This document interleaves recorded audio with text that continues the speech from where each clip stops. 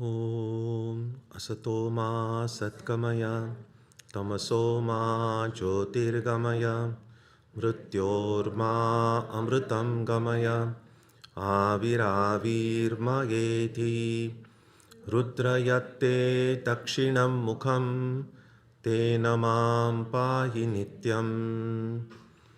May the Divine lead us from the unreal to the real, from darkness to light, from death to immortality. May the Divine Consciousness fill our hearts and protect us. Our subject today is learning is religion. This is one of Swami Vivekananda's disciples, Miss Josephine MacLeod. In her reminiscences, she says that she heard Swamiji say that one day. Religion is a term defined by many people in many different ways. In Swami Vivekananda's books itself, we find several ways he has referred to religion. One place he says religion is the manifestation of the divinity already in our heart. And then alongside, he also then referred to education as the manifestation of the perfection already in our heart. In one other place, Swami Vivekananda referred to religion as the eternal relationship between the eternal soul and the eternal God. The idea was to discover who we are, who the reality or the divine being behind this creation is, and how the essence of my existence, the essence of who I am, is related to that divine being, discovering that relationship with the divine. But this one place, Swamiji also said, learning is religion. Mrs. MacLeod, she also said that she knew Swami Vivekananda very closely. She's often described in books as both his student as well as his friend. And so she said that Swami Vivekananda every day he learned something new. So I thought this morning it will be good to reflect a little bit on just the idea of learning. Learning really in our lives, you see, just begins right from the moment we are born. There are two kinds of learning. One is the learning that we get through direct experience, and the other is the learning that is more textual, that's more informative than information. When we are born, when we come into this world, of course, we haven't read any texts, that we haven't formed any ideas. Not that they're totally absent, but they're in a very latent form. If we believe in the idea of rebirth, the mind that a little baby comes with is not in just an empty, clean slate. It carries with it all the impressions and the whole baggage, if you like, from everything that is learnt and experienced in the previous births. But nevertheless, when we are very young, immediately after birth, potentially all those things are present in the mind, but clearly the hardware isn't equipped to be able to express all that. And so clearly a little baby, all that the baby does is experience the world around. And at that stage, and we're not talking about some baby as some different species. All of us were babies when we were born, which is obvious, but sometimes we forget that. So all of the knowledge that we get really is through the sound, the sights, the tastes. All these things come. And if you look at the eyes of the baby, there's something wonderful. Everyone loves to see a baby. And everyone loves the look on a baby's eye, because in that you can actually see what it means to get knowledge only through experience. It's as if the baby is seeing everything for the first time. And so that knowledge that comes at that level is just through experience. Now, the baby may not be able to kind of collect all that information and make sense of it, but it's experiencing it. Then, of course, when we grow up a little bit, we start going to school. Then we start reading books. So we acquire some language skills. We know what the words mean. We know we are able to express our ideas in words. And so that time the textual study begins. And so we get some amount of our learning occurs through the text that we read, through the conversations we have with our family, with our friends, and the ideas we get through all of this. But we still also continue to get knowledge through experience because our senses are taking in all the data throughout our lives. Now, oftentimes, these two types of learning, the learning that occurs through experience, the learning that occurs through information and ideas, it remains fairly separate. They don't oftentimes connect. And some of us now who have gone through our school's phase of our lives may sometimes want to look back and see what are the kind of things that I learned in my classroom that are that are very helpful to me now when I enter my workspace. With whatever jobs that we are doing, whatever work that we do as adults, how much of what I studied, the information I got when I was in high school, middle school, or even as an undergrad, how much of that information I'm actually using as I go through my days, my life. And so some of us who are in academia or still being teachers might find some of the things we learned a little bit useful because you are still then teaching the next generation. But most others who are not in non-academic positions, we find that most of what we studied isn't really directly being used in our lives. From at least my example has been, I majored in chemistry. I didn't study religion at all in school. And now I haven't what I studied in chemistry might seem as it's completely useless in some ways. I haven't had chance to use that knowledge. And yet, while I was studying chemistry or whatever other subjects I studied in school, and that's true for all of us, while a lot of the information we got may not be directly related to what we are doing later in life, but while we were studying those things, the kind of training the mind got, the kind of things we learned while we were studying, the experiential knowledge that came, just the method of studying. There was this whole book by a Sufi scholar called Learning How to Learn. So just the process of learning itself brings about a certain amount of evolution, although the information itself may not be much useful all the time. And so this disconnect between the book learning and learning from experience, is there a way to bridge that gap?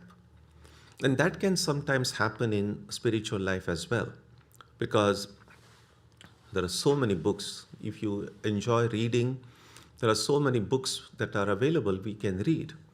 And books do help a lot. They help in removing many of the doubts we have, answering many of the questions we have. Not all the questions, not all the doubts, but many doubts do get resolved as a result of book reading, as a result of discussion with friends, and so on. So the utility of books cannot be denied. But having said that, we know that there are certain questions, certain doubts that no book, nothing can ever resolve. For that, we always need to experience it. And as I sometimes say, it's not just about spiritual experience that goes beyond information. Any experience goes beyond mere words.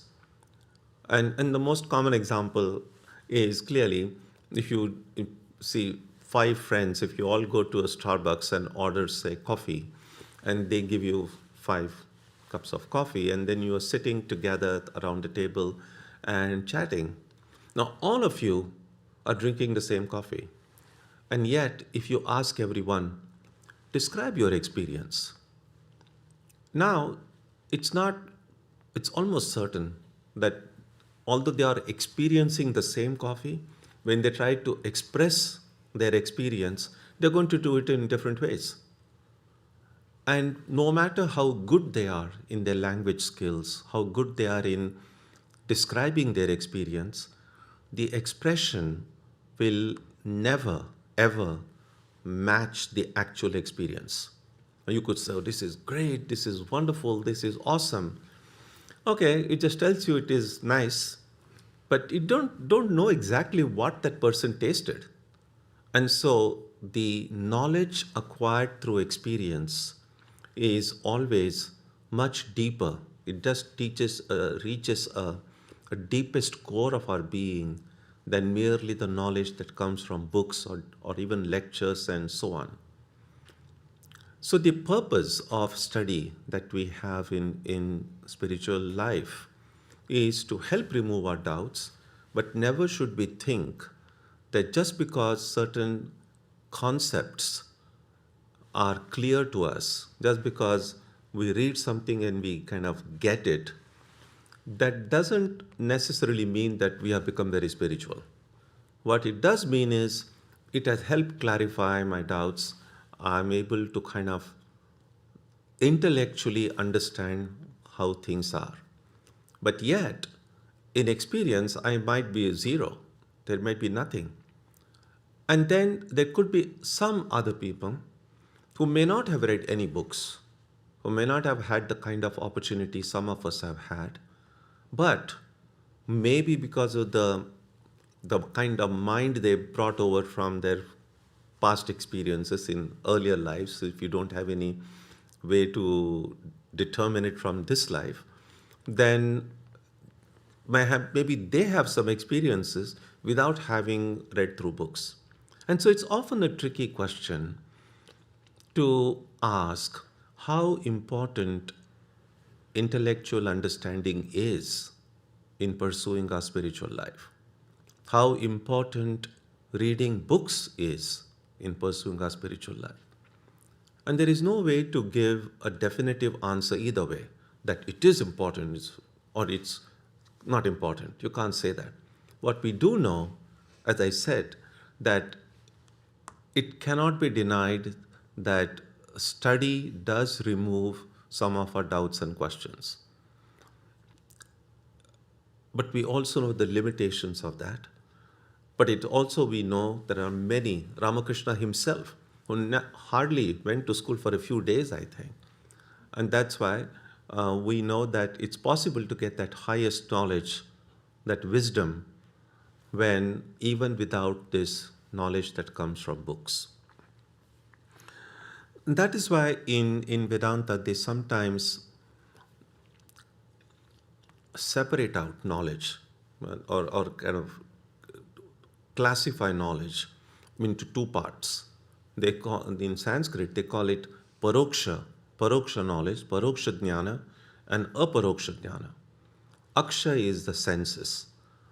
Paroksha means which comes through the senses. And aparoksha means which bypasses the senses. Now, as I said, that we receive all of our knowledge through senses, especially when you are babies. And that knowledge is helpful, but that knowledge is also limited. Even at the very physical level, we know that even if you have good working eyes, which can see everything, the eyes themselves are limited. It cannot see in all frequencies. Cats can see in dark what we cannot see ourselves. And yet, what we see is a very limited part of what's out there. Same thing with regard to hearing sounds. We don't hear all the frequencies. And therefore, even with completely fully functioning senses, what we are getting is not a complete data of the world outside. And so the knowledge that comes through the senses is limited. But there is certain kinds of knowledge which do not require the senses, which bypasses the senses. And with the bypassing the senses, they are also not limited by the limitations of the senses. And a simple one example that comes right away to the mind is the knowledge of our existence, that I exist. Now, this knowledge doesn't require my sense. I don't need to look at myself to see whether I exist or not. But I need to look at other things to know whether they are there or not. But for my own existence, I don't need any senses to function. So that's, you could say, is one immediate knowledge that comes without directly depending on any of the senses. So direct knowledge, indirect knowledge. All of the knowledge that we get, it comes under this indirect knowledge. That is, it's filtered through the mind and the senses. Not just secular knowledge, even the spiritual knowledge that we get is indirect. The knowledge that we get from religious scriptures, whether it is the Vedas, the Bible, the Quran, all these sacred texts, the knowledge got through those books, in the Vedantic way of classifying, it's still indirect because it is still being mediated through my mind and the senses. It's useful, it's helpful, it can lead to that direct experience, but it doesn't directly give that experience. The direct knowledge, which bypasses the senses and the mind, is called the aparoksha, and it is that knowledge that can truly free us. And so the purpose of all the spiritual practices that we do is to acquire that experiential knowledge.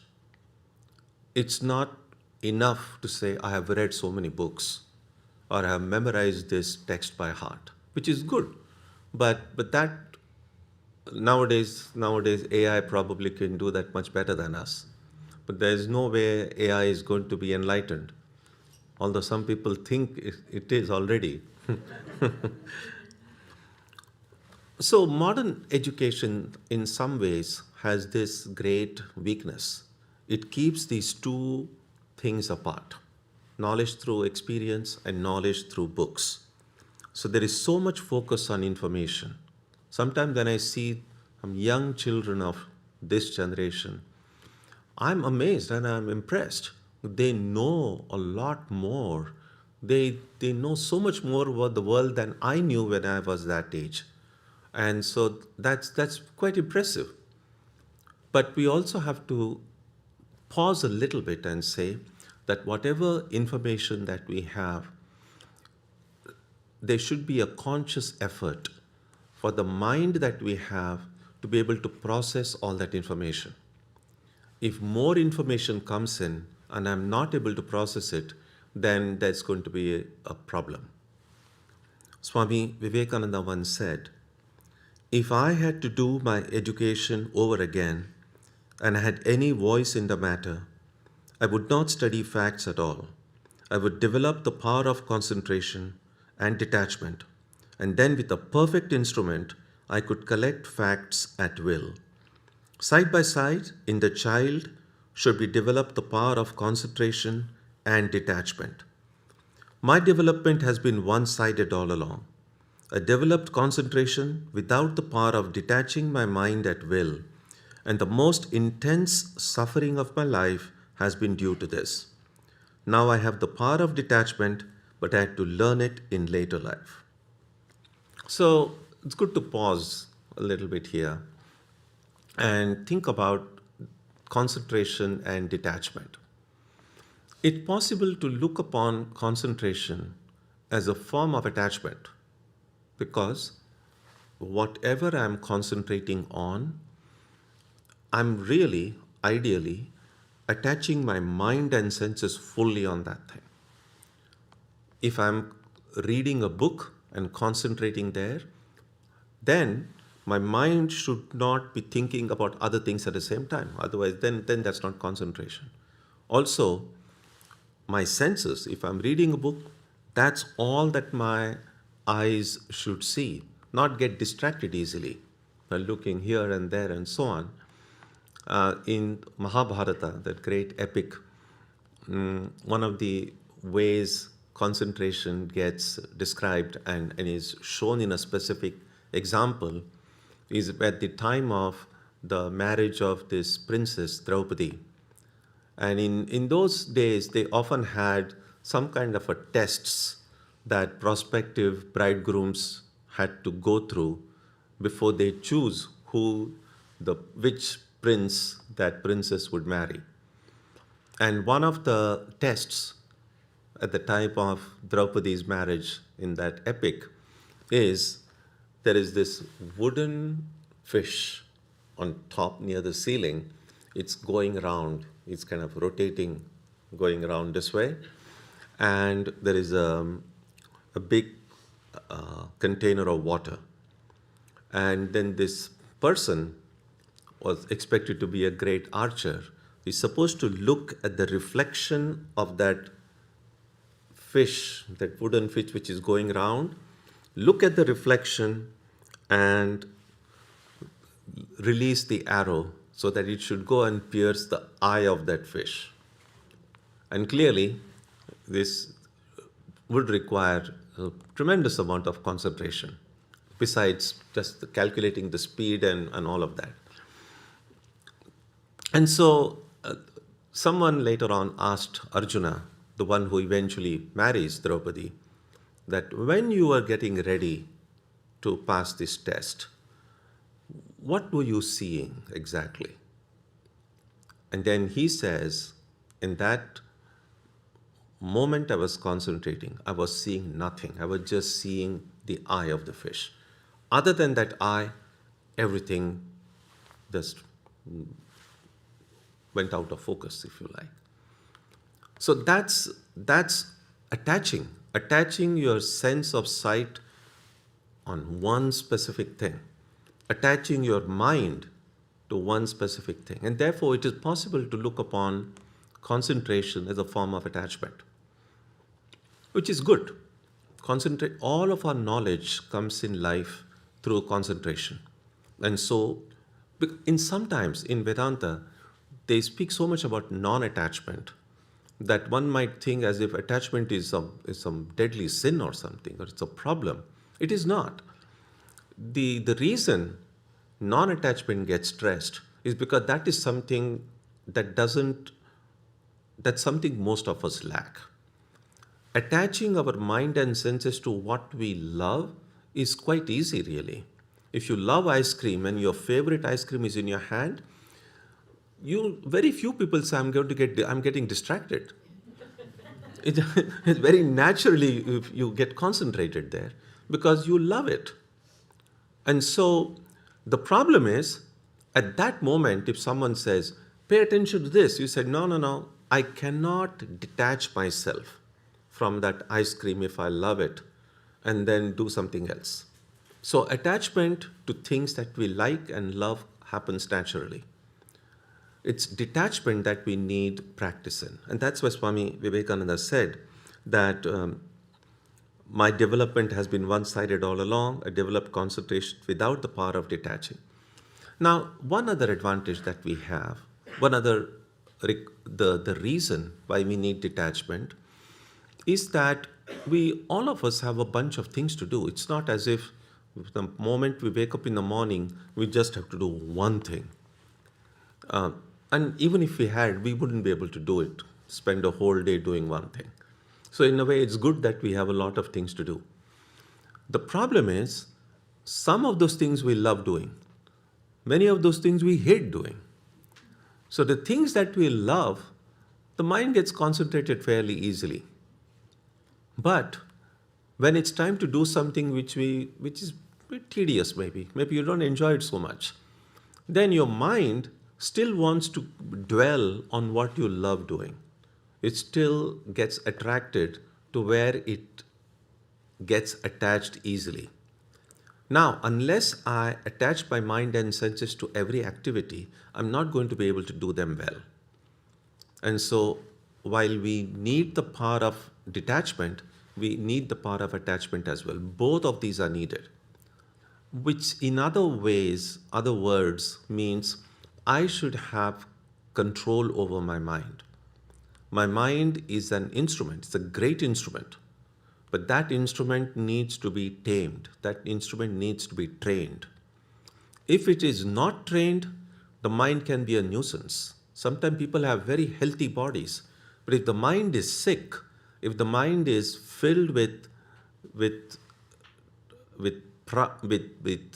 prejudices, biases, if the mind is filled with stress and anxiety and worry, it's an extremely painful mind to live with. At least if there is certain things and people in the world you find them difficult to live with, well, you can just live apart from them. You can go away from them. We cannot go away from our own mind. And so the first person that needs our complete attention and care is our own mind. And if people in general tried to take care of their own minds and make them healthy, they would have very little time to poke their nose in other people's businesses. Most of us are busy trying to solve other people's problems because we don't want to deal with our own problems. And the best way not to think about one's own problem is to say, oh, I have to solve the problems of the world. The world will take care of itself. It's already been doing that for millions of years. Now, I'm not saying we shouldn't go and help other people. What I'm saying is that my ability to help other people is directly connected with my ability to help myself. If I cannot help myself, if I cannot take care of my own mind, how can I help anyone else? If I don't love my own mind, how can I love anyone else? And so before we try to go about bringing enlightenment to the whole world, we have to make sure that we are enlightened ourselves. And that is why the importance of detachment. So when I'm busy with doing something, I should attach myself fully to it. Once that task is over, my mind should have the ability to then withdraw my mind from there and put it on the next task. It's not impossible. It's difficult. But whenever we will be able to come close to achieving that, we will see that even before enlightenment, life will become such a joy in itself. Even before we have attained moksha, we will already begin to feel free in many ways. Sometimes we think that that either we are bound or we are free. Not necessarily. It's possible to see that just like layers after layers are removed. So bondage can be seen as a series of layers over us. And that is what progress in spiritual life means. It doesn't mean that we have immediately become enlightened, but at least many of these layers or covers which are hiding my innate divinity, that light in my heart, those covers are being removed. And to the extent that layers become less, we already begin to see and experience a measure of freedom in our own hearts. I said earlier that Swami Vivekananda learned every day he learned something new. And that helps us, or at least gives us a clue as something that we all can do really. It's not difficult at all. One thing we can do, if we remember, that before going to sleep, and as I've sometimes said, it's always a helpful practice to go through the day's activities from whatever we remember from morning to evening in a kind of a fast forward mode of everything that happened that day and see the instances when we have done the right thing, We have said the right thing. And that's encouraging. That these different situations that occurred in the course of the day, I think I did what was expected of me, and I did it well. And that tells us that we are doing something right in our life. But we might also find in the course of the day, there are certain situations we could have done better. We could have, maybe we said something and we could have probably put it in a different words. Or if we did something wrong or inappropriate, we say, oh, I probably should remember next time I should do it differently. That was a stupid way to deal with things. So that way, kind of a self-appraisal of everything that happened in the course of the day is helpful at the end of the day.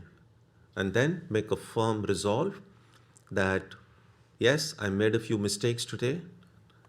My goal would be, I'll still continue making mistakes tomorrow, but I will not make today's mistakes tomorrow. Because if I make the same mistakes the next day, it means I haven't learned anything. Now, one sobering realization will be, if we look at the mistakes we are already doing in life, we can ask ourselves, how many of these mistakes are truly original mistakes? We find many of the stupid things we do are the things we have been doing, which we did yesterday, which we did last month, which we did maybe 10 years ago. That's the problem. Making mistakes is not a problem. In fact, every time I make a mistake and recognize it's a mistake, I've learned something. That's learning. Learning that that's a wrong way to do things. That's a wrong way to speak. That's a wrong way to think. Now, it's not simply enough to acknowledge a mistake as a mistake, but then resolving that I'm not going to do this mistake again. I'm going to do some different mistake, but not this mistake.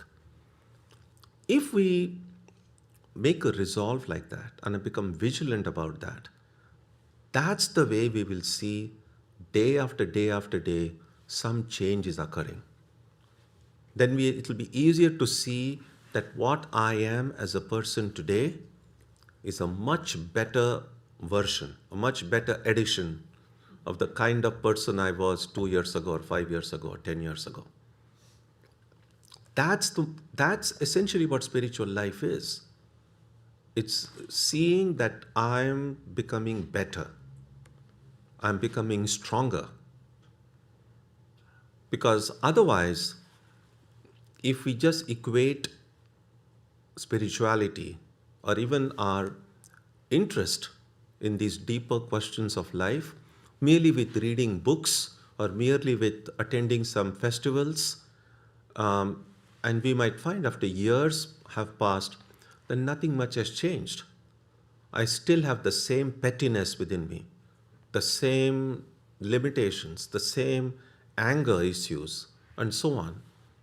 And so, spiritual life is really hard work.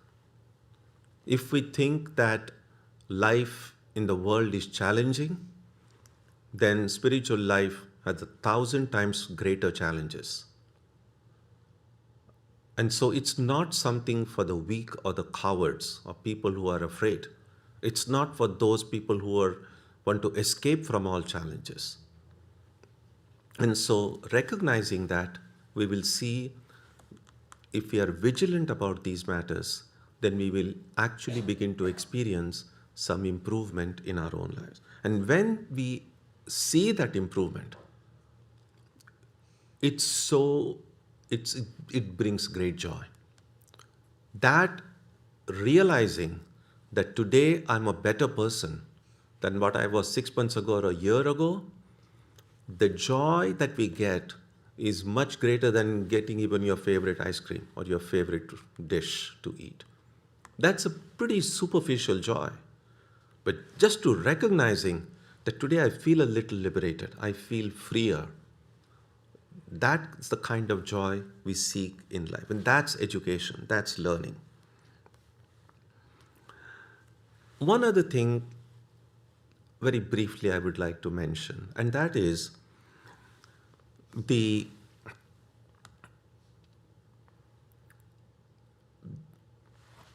difference between gauging our value from what we have as opposed to who we are. Because sometimes other people and sometimes we ourselves might want to assign value to our life or who I am based on what I have, based on what the knowledge that I have, the positions that I hold, the wealth that I have, the property that I have. And because that is then, if I see, that is what defines me. The other way is to see who I am as a person. That what defines me as a person is all these other things that I have or who I am. And the Vedantic teaching is that who I am is really the only thing I truly have, is my worth is who I am as a person. Everything else, sooner or later, will be taken away from me. I might study all the books that I have, but we know with age, forgetfulness occurs. A lot of things we knew, we seem to start forgetting with advancing age. Wealth, if there is a little bit of the stock markets tumble, the wealth is such an uncertain thing. Possessions are here today, gone tomorrow. And even if they stay, that's not something we can take away with us after we die. We come into this world with only the body and mind. And we leave this, we can't even take our own bodies with us when we die. Forget about all the possessions that we have. Even all the knowledge that we acquire.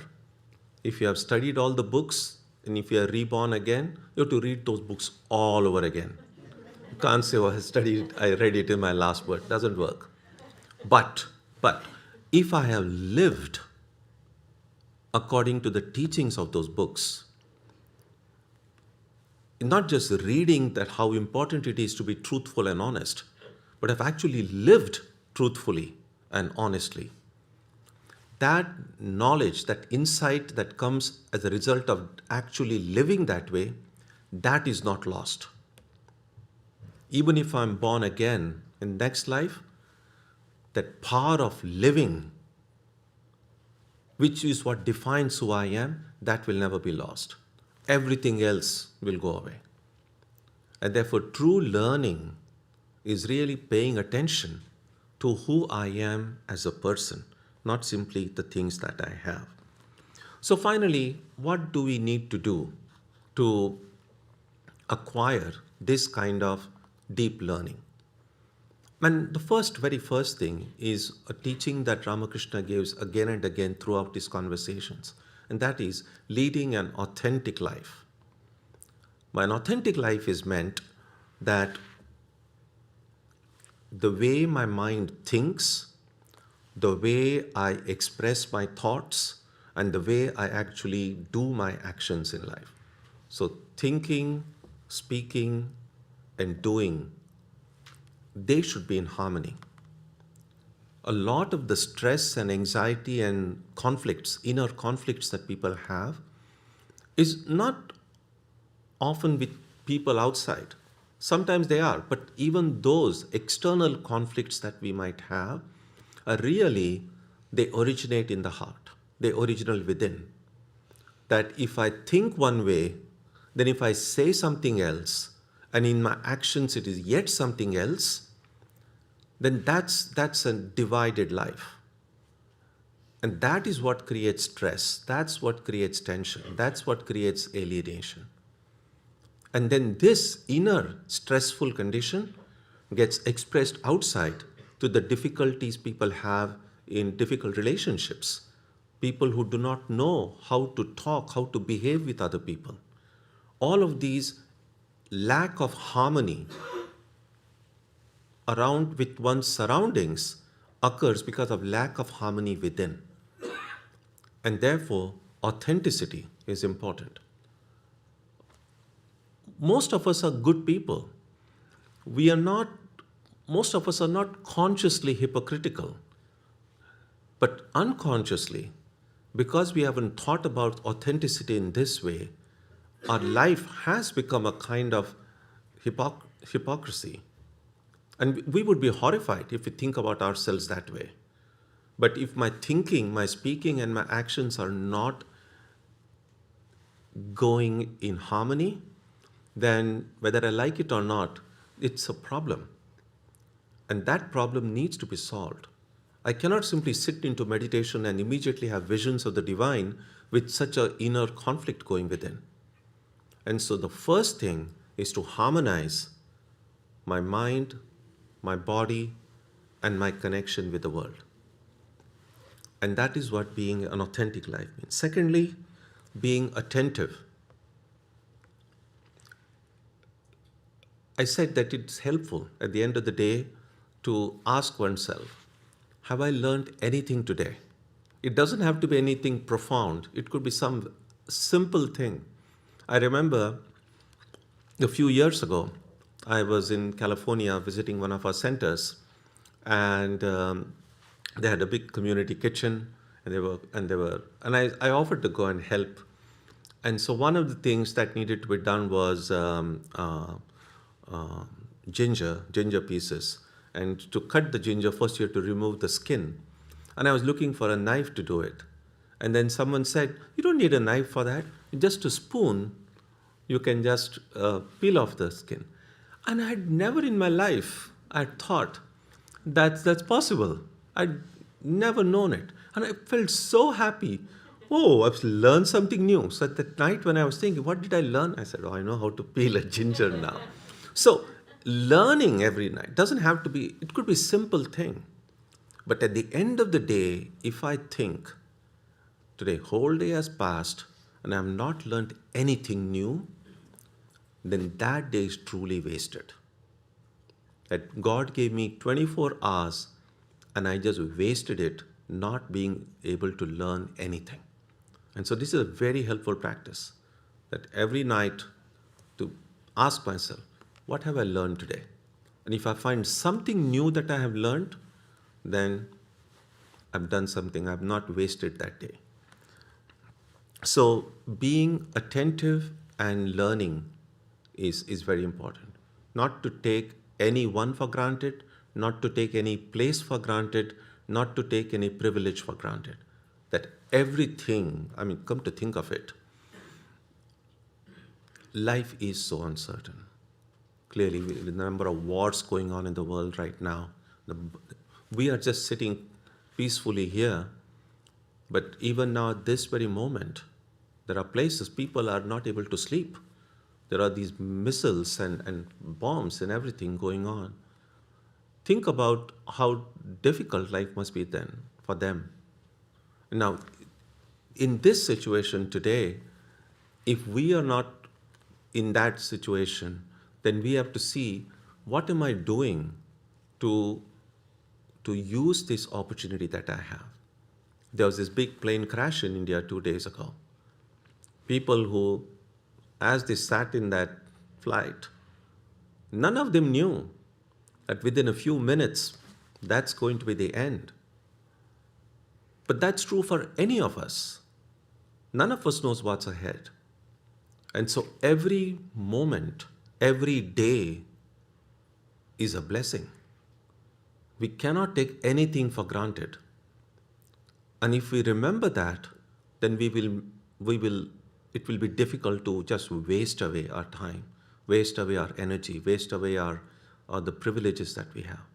So if we are grateful that every moment we are able to breathe and move and talk and learn, then that sense of gratitude will help me remain vigilant, not do anything mechanically.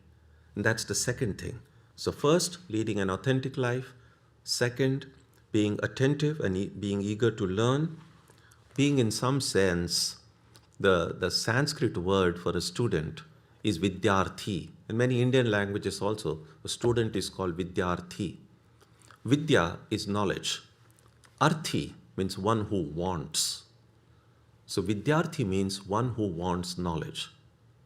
Now, if you look at the literal meaning of the term, we have to see merely going to a school or enrolling for a course, we might say, well, now I'm a student. No.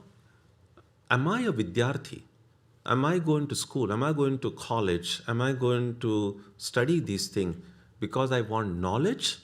Or all that I want is I want a degree so that I can go and find a good job? Well, if all that I'm looking is for a degree, then I'm more a kind of a degree-arthi than a vidyarthi. And so being a student would mean seeking knowledge, first and foremost. Yes, along with the knowledge, degrees will come, recognition will come, good jobs will come, everything will come. But that I'm there primarily to learn something. So that eagerness to learn is important. And finally, something that I mentioned earlier is evaluating ourselves periodically as a person, that who I am as a person, separating everything that what other people think of me, or what are the other titles I have, or what are the possessions I have, that if I separate myself from all of that, just as a person, who am I? Think about it this way, that am I the kind of person that I would want to be friends with? That if I meet someone exactly like me, would I want to be friends with that person? That's something it's good to ask, because we are often so good at judging other people, not so good at judging ourselves. And so it's helpful to be able to just look at ourselves, that I am one among these several billion people in the world. What is it that distinguishes me from the rest of the world? Is there anything that I can be proud of about me just as a person? These are the kind of questions that will help us develop our truly learning in life. So learning is more than simply reading books.